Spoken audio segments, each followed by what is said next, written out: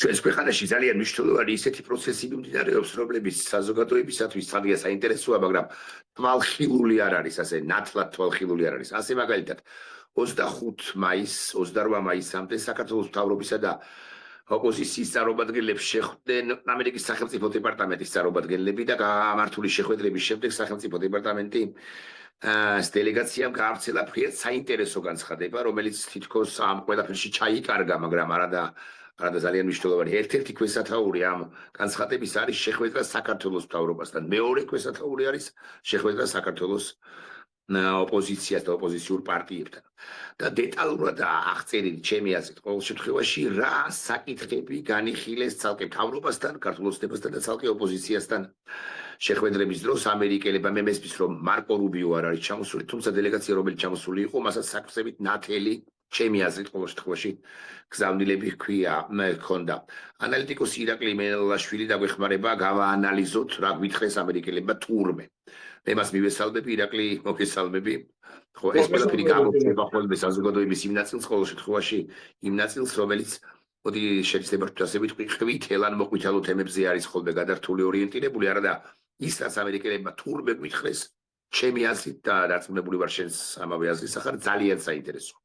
მოკლედ, შენ როგორ პირი, რომელიც აკვირდება ამ პროცესს, რას გამოხმობდი ამერიკელთა გზავნილებიდან, იმ გზავნილებიდან პირველ ყოვლისა, რომელთა ადრესატიც არის საქართველოს მთავრობა და მერე გადავიდეთ ოპოზიციას.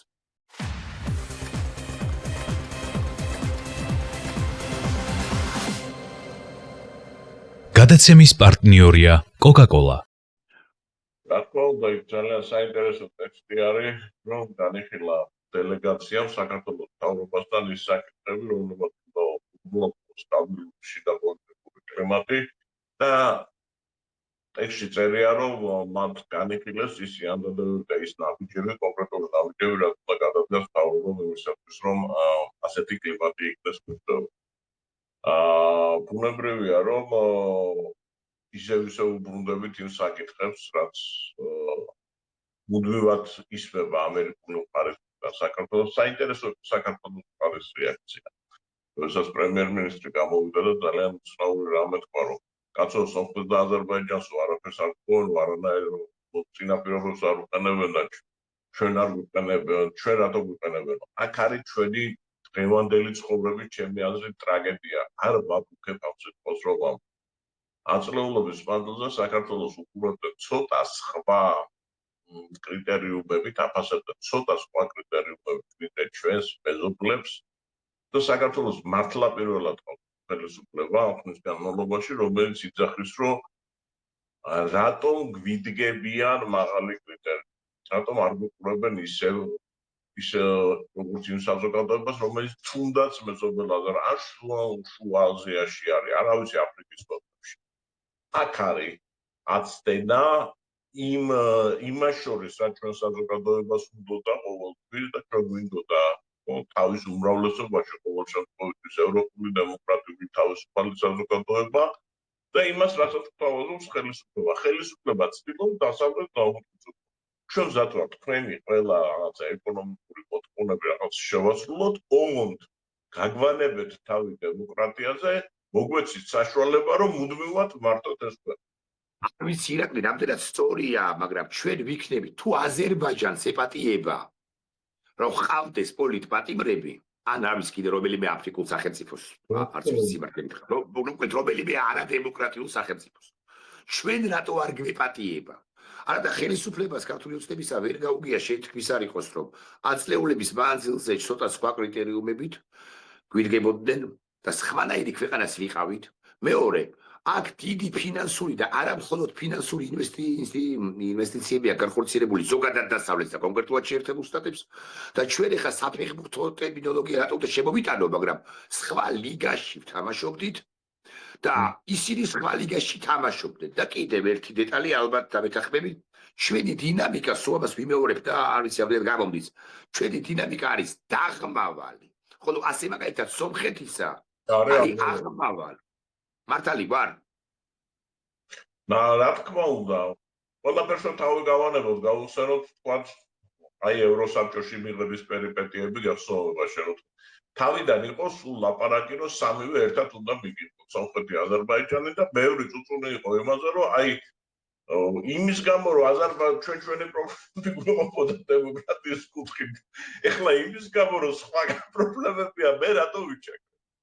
საბოლოო ჯამში მიიღო შეთანხმება, შეტყატა მიიღოს გადაწყვეტილება და საქართველოს ცალკე წავიდა ამ პროცესში, ანუ ჯერ საქართველოს მიიღეს, მერე ჩვენ ბევრად უფრო მამიჯერზე გადავიდით ევროკავშირთან ურთიერთობის კუთხით და ჩვენ მარტო ვიყავით ამ პროცესში.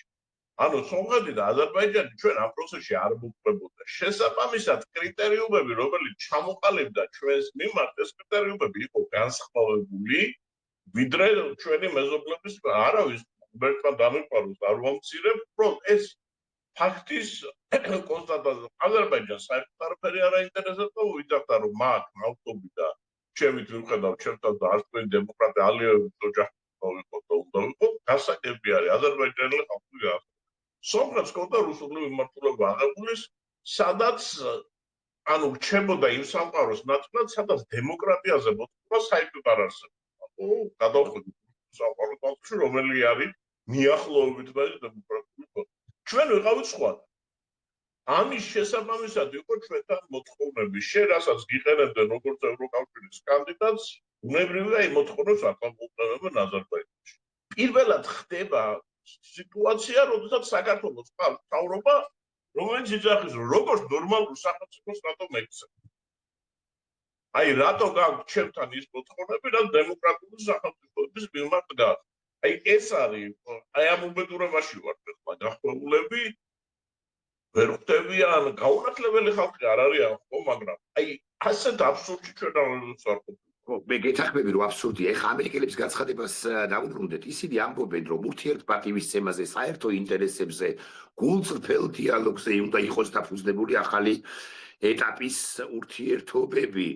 საქართველოს მთავრობა თითქოს პასუხობს, რომ კი ბატონო, ეს ყველაფერი კარგია, მაგრამ მე მომეცით აქ ამ ქვეყანაში იმის გაკეთების შესაძლებლობა, დამიტოვეთ უფლება, რასაც მოვისურვებ. მე ხომ აი ეს სიტყვა ახალია, დაკავშირებადობის ქვეყანა ვარ, შუადერეფრის ქვეყანა ვარ და ეს არის ჩემი კოზირი. აქ მე უკვე ზიანმაღლობელს კონკრეტულად ცხადია, ზიანმაღლობელზე არ არის ლაპარაკი. ადამიანებს, მოქალაქეებს დავიჭერ, ტროტუარზე დგომისთვის დავიჭერ, თუ სიკვდილით დაჯას ვუტრინებ. შემოვიხებ დავუბრუნდები, ხო? ეს უკვე თქვენი საქმე არ არის. ამგვარ ტიპის საქართველოსთან, ამგვარი ტიპის საქართველოსთან, რამდენად მოისურვებს შეერთებული შტატები, გარკვეული პერიოდის შემდეგ მესმის რომ მისი მოთმინების ფიალა უზარმაზარია, მაგრამ თავად რამდენად იქნება ასეთი სიტყვა დიპლომატიური, ერთგვარად დიპლომატიური. მოდი აი ეს ტერმინი მოვიფიქრო ახლა. პირველ რიგში ირაკლი რაც მინდა თქვა, ნუ გადავაჭარბებთ ჩვენს წარმოდგენას ჩვენ გეოპოლიტიკურ როლს. ეს არის მნიშვნელოვანი, იმიტომ რომ ფაქტობრივად ამას 2-3 წლის წინათ ვწერდი, რომ ესაც აი გამოიკვეთა ეს პოზიცია, განსაკუთრებით საქართველოში ნაკლებად რეაქციას უყურებდა რაღაცა ვიზიტების სერია წავიდა შუა აზიაში ევროპელი ლიდერებისა, მას შემდეგ რაც საფრანგეთმა დაკარგა იქ გავლენები ცენტრალურ აფრიკაში, იქიდან მას მოჰქონდა ძალიან ბევრი რამ ნედლეული. ეხლა გადმოინათლა შუა აზიაში. როგორც კი ეს მოხდა და იქ შოლცი ჩავიდა, საქართველოს მთავრობამ დაიწყო პოზიციების შეცვლა. ანუ გვერად უფრო კაცრი ლაპარაკი დაიწყო დასავლეთთან და ზუსტად ეს შემოვიდა წინათ ყალდა, რომ ჩვენ ვართ შუადერეფანი და თუ გინდათ რომ ფაქტობრივად შანტაჟზე წავედით, ხო? თუ გინდათ რომ შუადერეფა იქ რუსეთში ომია, ვეღარ გადაგაკეთოთ და თუ გინდათ რომ შუადერეფანმა იმუშაოს, მოდი მოგვეცით რა ჩვენ საშუალება ყველაფერთვის. რატო არ თქოთ მოგვეცით, აი გახსოვთ ძველი გამოთქმა იყო რა. ნაძირალა არის, მაგრამ ჩვენი ნაძირალა არის ომოსად. აი მოგვეცით უფლება ვიყოთ თქვენი ნაძირლები, ოღონდ ნაძირლობის უფლება მოგვეცით. ეს რა შეასაკეთე. რომ ამ რეგიონში საქართველოს მიმართ ასეთი პოლიტიკა არ უწარმოებია. ამერიკის შეერთებულ შტატებს რო გითხრათ, რომ ან განსაკუთრებული ეკონომიკური ინტერესები აქვს და არა და შენ სინამდვილეში ტრამპის ტერმინოლოგია რო გამოგება, არა გაქვს საქართველოს მთავრობას ის კარტები ხელზე, რომელთაც ვინმეს მიუწვრებდება ეთქვის, რომ მე მომეცი აქ დიქტატურის თუ ავტორიტარიზმის თუ რაღაცის გაკეთების უფლება და ჩვენ შენ რაღაცას დაგიყვანოთ და არ გინდა და არ გინდა, რა გეტყვია ბოლო. ქვეყანას მიაგდო.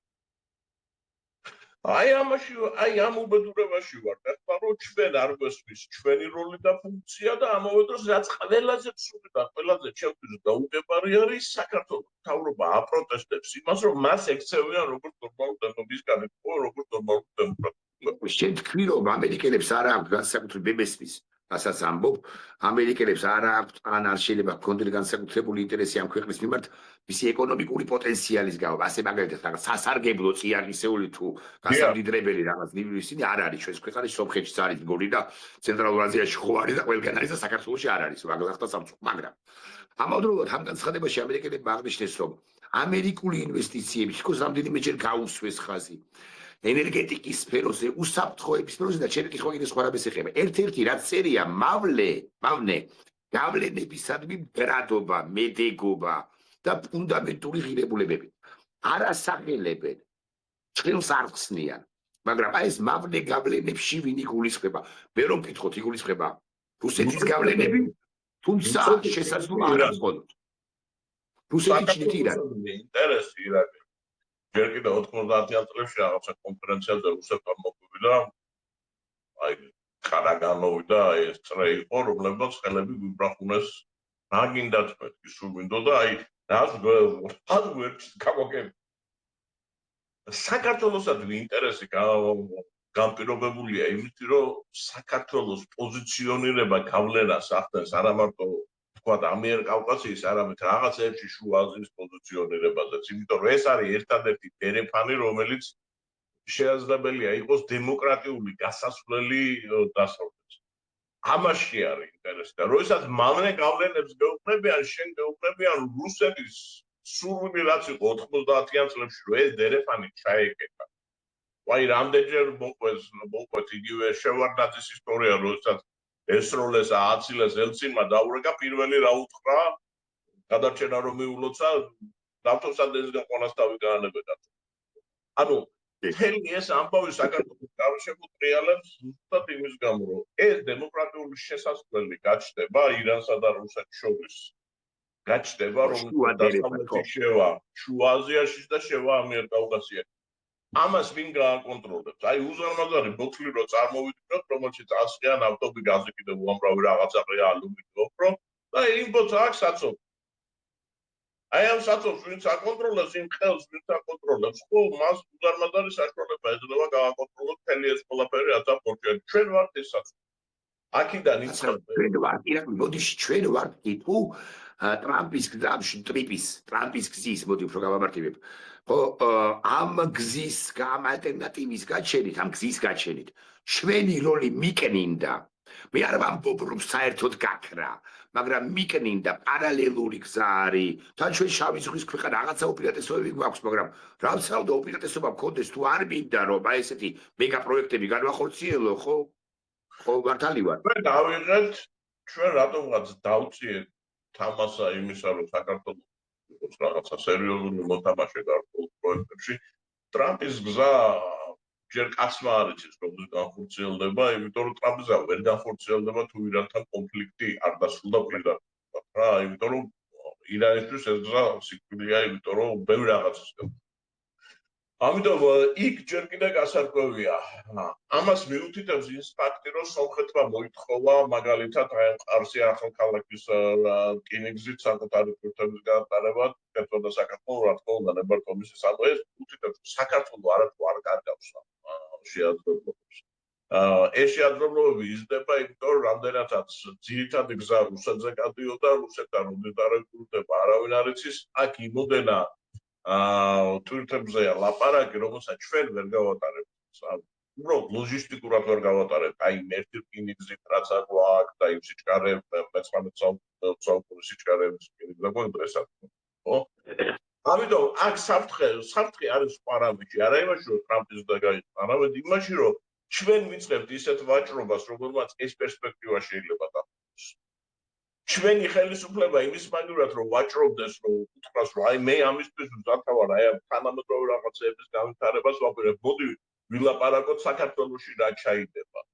საქართველოს ხელისუფლება ამაში ვაჭრობს იმაზე, რომ მე ჩემს კამებზე დავტოვეთ და მომეცით საშუალება იქ ჩიჩინაძე დავიჭირო, მზია ამაღლობელი ციხეში მეჩნდეს და აი ამაზე ვაჭრობს ხელისუფლება. ინტერესი რა თქმა უნდა არის, იმიტომ რომ ჩვენ ეხლა ვართ უნიკალური ქვეყანა. სამ რაღაცაზე ვითარდება, ხო, თანამედროვე ტექნოლოგიებით, ეს არის ელექტრომოტორების შენახვის გადაცემები. მისი მთავარი მდგენელი არის, რომელიც საქართველოს ბევრი გვაქვს. ჭიათურა არის. ტექნოლოგიები, რომელიც სილიკონის ველზე ვეთანხმება, ის კირქვებზე არის, კირქვებით არის გადატანილი საქართველოს. გარდა არის ხარი, რომელთაც ზემაღალი გამტარობის სავდერები ყველაფერი გარდა ჭუისა, იმისა, რომ ეს ყველაფერი მედრეულად არ გაგქონდეს და შენ დაილაპარაკო ტექნოლოგიების შემოსატანად ხალხის დასასაქმებლად და რაც მთავარია წინ წასაგდებად იმისა, რომ ეს ქვეყანა თანამედროვე განვითარებული ქვეყანა გახდეს. ჩვენმა მთავრობამ იმის მაგერად ამაზე იზრუნოს, ის ვაჭრობს იმით, რომ მომეცი მზია ამაღლობელი ციხეში ჩალკობის უფლება, ჩიჩინაძეს და კიდე 120 კაცის. ეს არის მთელი კატასტროფა. როდის ცოტა არა, ძალიან საინტერესო რაკურცია და ბანდო აპასუხის. ამავდროულად ამერიკელები გელაპარაკებიან შიდა პოლიტიკურ კლიმატზე, სტაბილურობაზე, ოპოზიციის ჩართულობაზე, ინვესტიციებზე. რომელიც არ ქონია ჩვენ 25 წლის არ ქონია ჩვენ. არ არის ფშხილი გახსნილი, არ მითხრა მიმართულებით წავსულიყავი, მაგრამ არ არის გახსნილი ფშხილი, ანაკლი არ იგულისხმება, მაგრამ მათ შორის ანაკლი აი არ ითქმის, მაგრამ იგულისხმება ცხადია, ხო? და კიდევ სხვა, თუ სომხეთში NVIDIA-ს, ხელოვნური ინტელექტის წარმოუდგენელი ამბავია ირაკლი. 5 წლისი, 6 წლისი მეტაში რომ დავნიძნაებულიყავით, ხო ვინ რა პოზიციაზე არ უნდა ყოფილიყავით, რომ ვერც ერთი ჩვენგანი ვერ გაართხამდა სუსტ პროგნოზს ვერ ითხოვდა რა მოხდებოდა 6 წლის თავზე სომხეთში. მარტო ყარაბაღის კონფლიქტის კონტექსტშიც არ ვამბობ ამას, შენ რა ვიცოდა ყარაბაღი როგორ მოხდებოდა, როგორ დასრულდებოდა. შენ გაქვს დიდი პოტენციალი, მაგრამ შენ ხელისუფლებას დახავს მზია ანდრო ჭიჭინაძე, დამიტოვეთ საპატიმრო შენ თქმის არ იყოს. გასაგიჟებელი ამბავია. ხედვა ვიჟენ არანაირი არ აქვს. ეს არის კატასტროფა ჩემი მოსაზრებით. მაგრამ სტაბილური შიდა პოლიტიკური კლიმატი, ოპოზიციის ჩართულობა განა რამდენიც არ უნდა თქვა ამერიკელებმა. ამის მზაობას კი იჩენს საქართველოს ხელისუფლება და მეცაც გეტყვი, ოპოზიცია იჩენს კი. ეხლა ვინმე მეტყვის, რომ ოპოზიცია პარლამენტში ვეღარ დაბრუნდება, მართლაც ვეღარ დაბრუნდება. იმიტომ რომ უკვე გადადგმულია და დე-იურეც კი გახარიას არ გულისხმობ, დე-იურე დაბრუნება პრაქტიკულად წარმოუდგენელია. ამიტომ ამერიკელების შენიშვნა ოპოზიციის მისამართით თან სწორია ვიშ, მაგალითად შენი აზრით, ჩემი აზრით ნაკლებად არასადარგვა, მაგრამ უკვე უშედეგოა. იმიტომ რომ ოპოზიცია ვერ ჩაერთვება, იმიტომ რომ მისი მარგინალიზაცია. ეს შენიშვნა მომავლისთვისაც არის დასრულილი. მომავლისთვის ეს უნდა იქნება. აღარ ქნაო, მე აღარ ქნაო. მე მივდიოდი მანდამდე, გულახდილად გეტყვი. შეიძლება კი წარსულზე ნაკლებად არის საუბარი. ხომარე მივდივართ იქამდე, რომ ვაშინგტონი, დიპლომატიურად მაინც ასე ვიტყვი. იტყვის შემდეგ წინააღმდეგობას. კრიზისის გარმოხდვისთვის იქნება და აი რაღაც დიპლომატიურ სიტყვებს ვიგონებ თან გზადაგზა. უკეთესი იყოს რესტარტისთვის ახალი საპარლამენტო არჩევნების ჩანიშვნა რიგარეშე, რომელსაც ყველა მოთამაშე დამოუკიდებლად იმისა შედეგისა აღიარებს, აი რეკომენდაციები თქვენთვის მოცემული ივნისის დასაწყისში თუ მაისის ბოლოს. აქ ჩემი აზრით არის მარტივად საქმე, რა თქმა უნდა ამერიკელები კარგად ხვდებიან, რომ ის რაც მოხდა ის აღარ დაგხვდება, გასულია. შენ დღეს გელაპარაკებიან მომავალი როგორ უნდა წავიდეს. არჩევნების დანიშვნას ეხლა ამ მომენტში ის ვითარება რაც არის, აზრი არა აქ მარტივი მიზეზის გამო, ოპოზიცია ისევ იტყვის, რომ რაღაცა პოლიტპატიმრებია, ის ციხეშია, ეს ციხეშია, მე არ მივიღებ მონაწილეობას, ეს არჩევნო მოკლედ უნდა შეიქმნას კლიმატი იმისათვის, რომ იკითხება, აი ორივე მხარეს რაც წერია ამ მხარეს ეს მხარე იკითხება შექმნით კლიმატი, რომ არჩევნების ჩატარება იყოს შესაძლებელი, რომელიც დაიმსახურებს ხალხის დობას. ამას გეუბნებიან. ერთად და ჩვენთან ხანდახან რჩება შთაბეჭდილება, რომ სალიყურით ყრუები ვართ. მარტო ის მესმის რაც პასუხობებიან და არაფრით არ მოსწრებს გუშინაც რაღაცა კამათები ხონდა მარტო ის მესმის კაცო რასაც პასუხობებიან და არა ის რაც მეორე მხარეს მაგრამ აქ ოპოზიცია ხა ჩართული არის არახელისუფლებასთან არამედ ერთმანეთთან ბრძოლაში იმიტომ რომ ნუ აი ეხლა ნახეს დრო აი ამ ვიზიტი შედგა ხო რაღაცები ახალი იდეებით გამოდიან როგორც ჩანს ხო ამერიკელებმა კაიხანი არ იყვნენ ჩართულები დაიწყეს შიდა პროცესებში ჩართო რაღაცა კონსტიტუციას მიაღწივა ხო აი ამ დროს ოპოზიციას და ხელისუფლებას შორის კონსენსუსი კი არა აქ არაფერს ყველაფერი იმეშინია ხო ასეთი მდგომარეობა არის და ერთი წუთით დავაკვირდეთ და ამ პროცესებს გავანებოთ ახლა ჩვენ ქართველები ვართ აქ შეხედე გარეთ აი რამდენად პასუხისმგებლიანია გამოიყენება მთელი პოლიტიკური სპექტრის საქციელი ვითარებაში ნუ ასეთი მძიმე მდგომარეობა მე არ მახსოვს მეც არ მახსოვს ირაკლი მაგრამ მეორე მხრივ კი არის საკამათოდ არა იმისთვის რომ მე ოპოზიცია ირაკლი შენ ხელისუფლებისკენ გადავდგა შენსკენ ხელისუფლებისკენ გადმოვდგა ნაბიჯები შენგანაც უნდა დავინახო რა თქმა უნდა თუ შენ ჩემს გაუქმებას და აქ უკვე 5 პარტიის გაუქმებაზეა საუბარი რა აზრი აქვს არჩევნებს სიტყვის რომელიმე მე-6-ს კი არა თუ ეს 5 რომელიც ვერც მიიღებს მონაწილეობას თუ მაუქმებ არამედ მე-6-ს კი ვინმე რა მნიშვნელობა აქვს თან გაუქმება სუპირებენ პარტიებს რომლებიც ნაციონალურ მოძრაობასთან არ საერთოდ ერთგვარად აფერირდებიან კაი მოკლედ ხელისუფლების გადმოდგმული ნაბიჯები უნდა დავინახო რომ მეც გადავდგა მაგალითად გაუშვას პატიმრები საბოლოო ჯამში მარტივია ირა ხო ირაკლი ხო მეთახმები მე მაგალითად მე მაგალითად ეხლა ოპოზიციის ნაცვლად ავიღებდი და დავდებდი საგზაო გეგმას ამერიკელებისთვისაც საზოგადოებასთან ვეთყოდი აი ეს არის ხო პატრონების გარდა ეს უნდა გაკეთდეს არჩევნები ეს დავდებდი პოლიტიკური რეგულირების საგზაო გეგმას საქართველოში არსებული პოლიტიკურსაც და დავდებდი ამერიკელებსაც დავდებდი ხელისუფლებასაც და ვეთყოდი რომ მოდი მე მაგალითად ამას გავაკეთე ხო იმიტომ რომ ეს გამოსავლა ვითარებიდან რა თქმა უნდა ამ გეგმას 100% ვინას მიიღებდა არ ვიცი მაგრამ მე მიმუშავია უწყოელებთან როდესაც ოპოზიციაში როდესაც შენი პოზიცია არის არა კონსტრუქციული ანუ შენ არაფერს შენი ძახი რომ ცუდია გასაგებია რომ ცუდია არ მომწონს გასაგებია შენ უნდა კონდეს ყოველთვის შეთავაზება რა მოგწონს რას თავაზობს საზოგადოებას კონტრიშინით გვეწვიან ამ შემთხვევაში შენ იღებ ხარდაჭერას მათ შორის გავბედავ და ვიტყვი რატომაც არა მე ამას ქონია კამათები ამ თემაზე სიმართლე გითხრა მეც ყოფილვარ გაორებული მაგრამ უფრო ყალიბდები განსაკუთრებით უნგრეთის მაგალითის გათვალისწინებით ყალიბდები რომ რატომაც არა ალტერნატიული მთავრობის შემადგენლობას დავასახელებდი აი ჩვენ შინოდა წაი გავწელოთ კიდე უფრო ყველაფერი შეიძლება ხო გეთახმები შენ შეთავაზება გქონდეს და ხედვა გქონდეს პრინციპი და როგორ უნდა გამოყვიდე და ამას თავაზობდა ხელის იმიტომ რომ მაშინ შენ როგორც კი შესთავაზებ ხედვას ბურთი იქიდან გადაგდებული ხელისუფლების მხარეს გადაგდებული დღეს ეს ბურთი იქით მხარეს არ არის გადაგდებული ხელისუფლება ყველგან იწახის იმათ და მუშაობს ეს ქვეყნის გარეთ არ მელაპარაკებიან არ მაღიარებენ არ მესაუბრებიან და მე რა გავაკეთე არა რა უნდა გააკეთოს ჩვენ ყველა კარგად ვიცით მეგორი ამერიკელები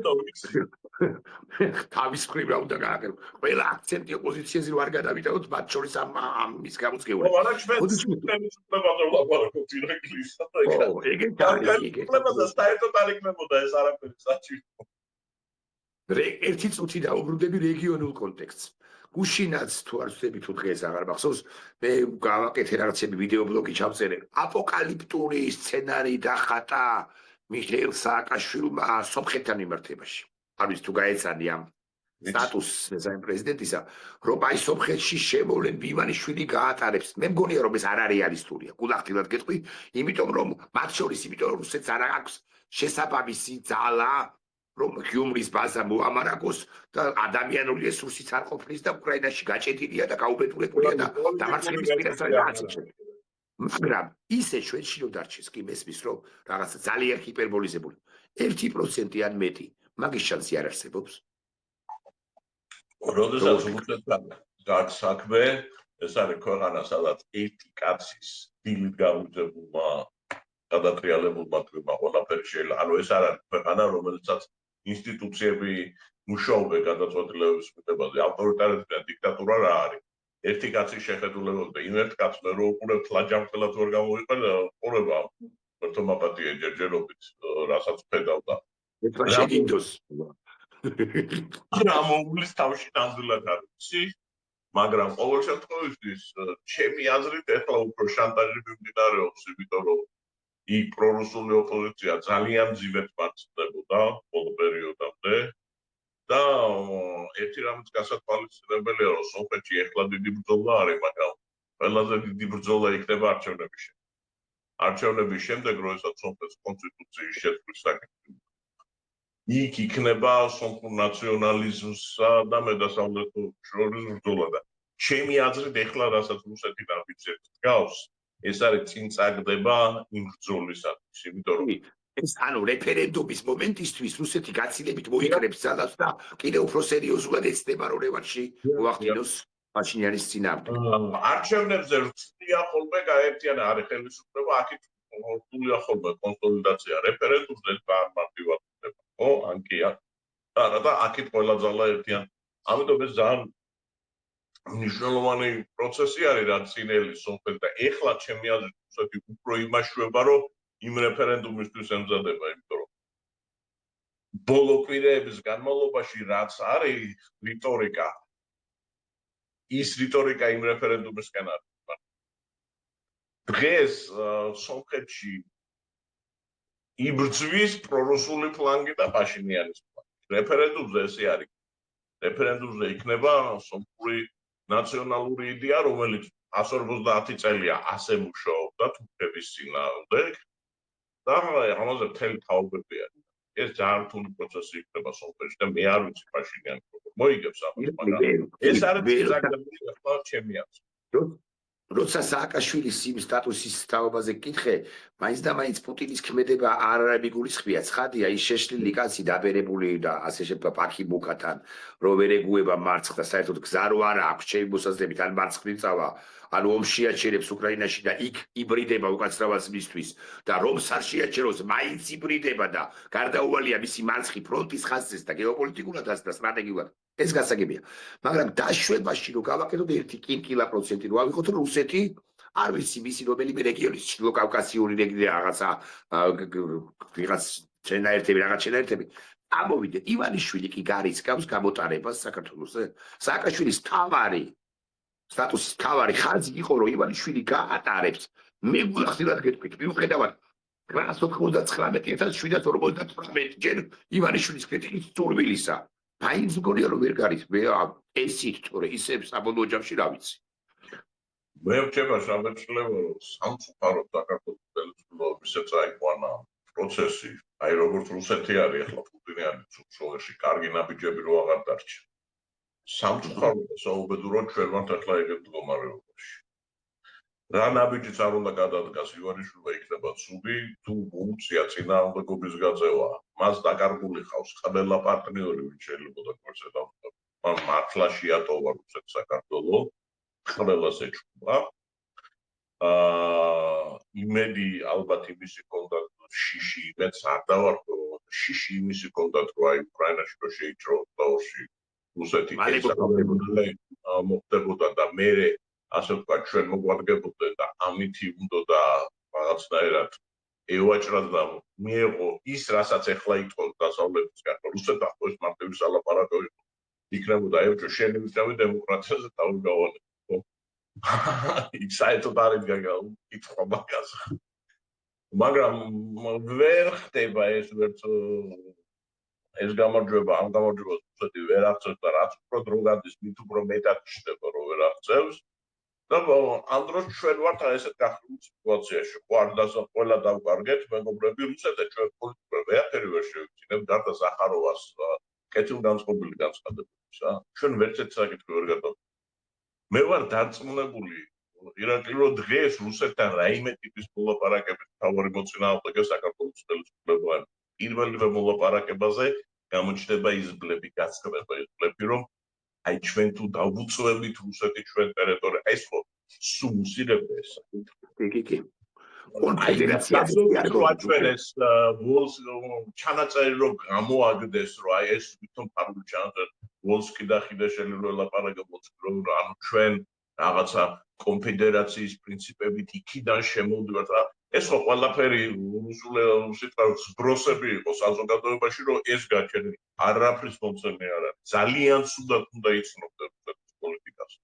რომ ფიქრობდე, ძალიან სულელი უნდა იყო, რომ მართლა ფიქრობდე, რომ რუსეთი დღეს ვზად არის ერთი ნაბიჯის გადმოგველი არ არის. და მით უმეტეს არ არის ერთი ნაბიჯის გადმოგველი, თუ ეს საკითხი აქტუალური არ არის საერთაშორისო დონეზე. ერთადერთ შემთხვევაში არის ამის დაბრუნება შეაძლებელი, როდესაც რუსეთთან ლაპარაკი დაიწყება, აი ახალგაზრდა იქ უნდა კონდეს სწორი პოზიციონირება და იქ ეს საკითხი მაგიდაზე უნდა იყოს. სხვა შემთხვევაში ჩვენ შანსი არ აქვს. არ ყოფილა რუსეთის ისტორიას გადახედოს ვინმე ვისაც შემთხვევა, როდესაც რუსეთს ერთი ნაბიჯი უკან გადაეცა. მათი იმპერატორი ძახდა იქ, სადაც რუსული დროშა დაიშვა, იქიდან რუსული დროშა არ. ასე არიან და ეხლა ხომ აი ამ მდგომარეობაში რას გააკეთებს ვერ გეკითხი ბანიშვილი, იმიტომ რომ ერთი კითხვაც ფუშინ ერთგვარები ვერ ვიმახსოვრებ უბრალოდ მაპატიო რა.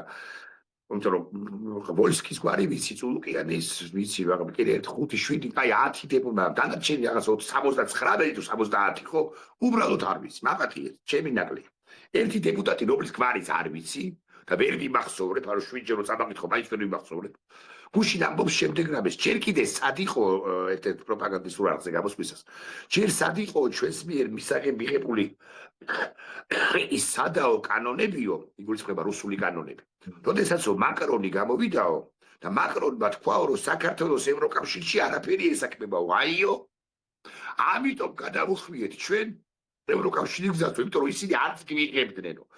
ეხლა მე უნდა თქვა, ან შეუნდა თქვა, და წარმოვთქვათ, არ ვიცი, 17 რთული წინადადება, რომელსაც ის დეპუტატი ნამდვილად ვერ და ამ მრჩეველთა ნაწილიც ალბათ ვერ გაიგებს, მაგრამ მაინც ეცადე რომ მარტივი წინადადებით ახსნა, რა თქვა, ჯერ ეგრეთ ის არ მახსენდება მაკრონმა რო ის თქვა, მაგრამ კაი თქვა, ჩემი მეხსიერება ახაც მღალატობს.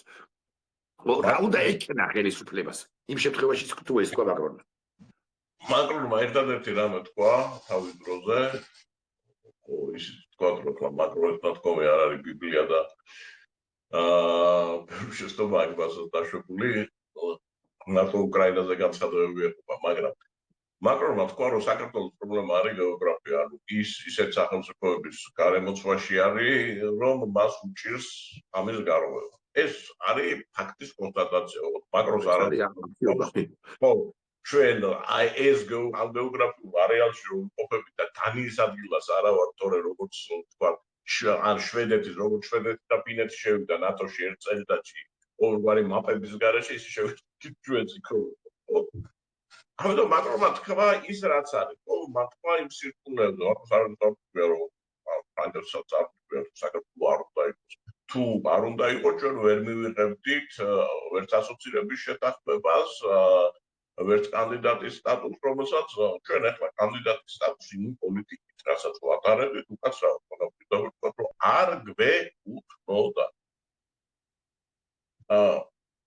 რეალობა არის ეს ასე მაგრამ ჩვენ მოგვანიჭეს იმიტომ რომ მნიშვნელოვნად მიაჩნიათ ზუსტად იმის გამო მოგანიჭეს რომ ამდენი 25 წლის განმავლობაში რომ ხაჩავენ იმას შედეგი უნდა დადო შეკარგად ინვესტიციები ამერიკელებს ინვესტიციები საქართველოში თუ რამეშია ჩადებული ეს არის დემოკრატია ეს არის ქვეყნის სტრუქტურული განვითარება სასამართლო ის ყველაფერი ის რაც გამოფუჭეთ საქართველოს სინამდვილეში ევროპელებიც ეგრეა უზარმაზარი ინვესტიციები ჩადებული საქართველოში სამოქალაქო საზოგადოების კუთხით ამიტომ ასეთ ვითარებაში ბუნებრივია რომ მაკრონის მოყვანა მაგალითად ევროკავშირში საერთოდ ეს ფუნქციის გადაგდება იქ რომ ევროკავშირმა გითხრა ვარი როდესაც მართლა ისეთი მდგომარეობა იყო რომ თავისუფლად არ მოეცათ კანდიდატის სტატუსი და პირიქით ყურით შეგაწყვიათ კანდიდატის სტატუსი გაღებინეს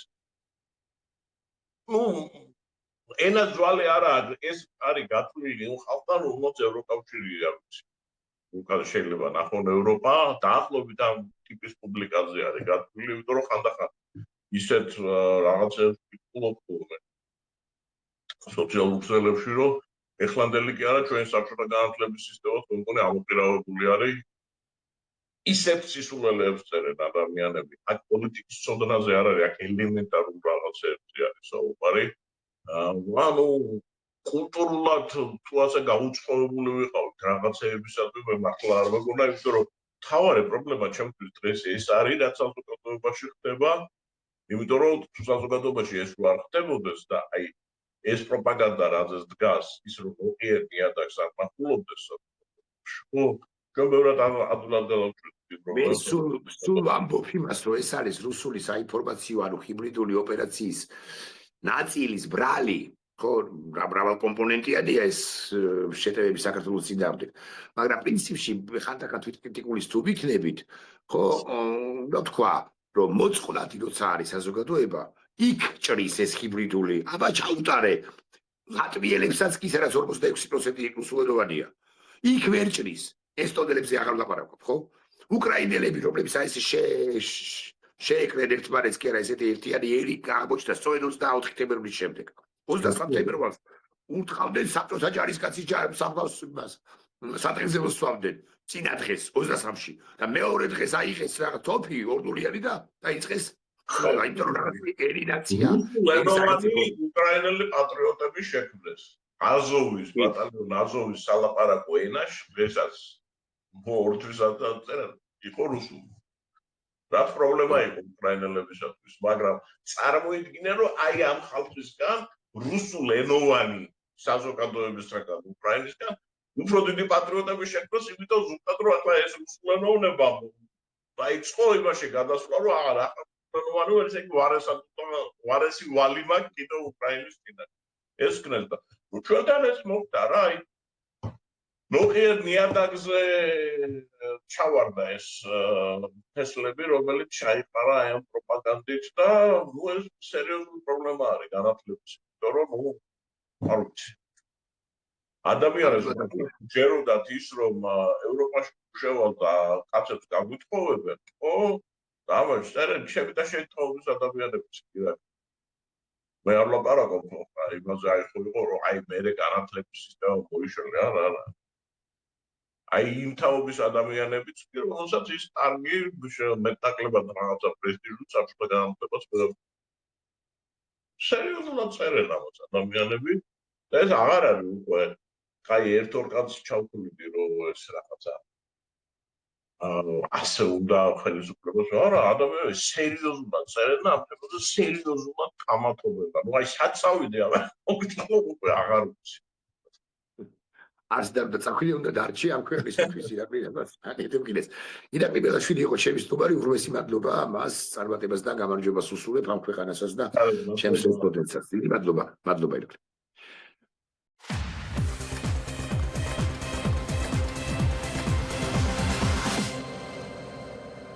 გადაცემის პარტნიორია კოკა-კოლა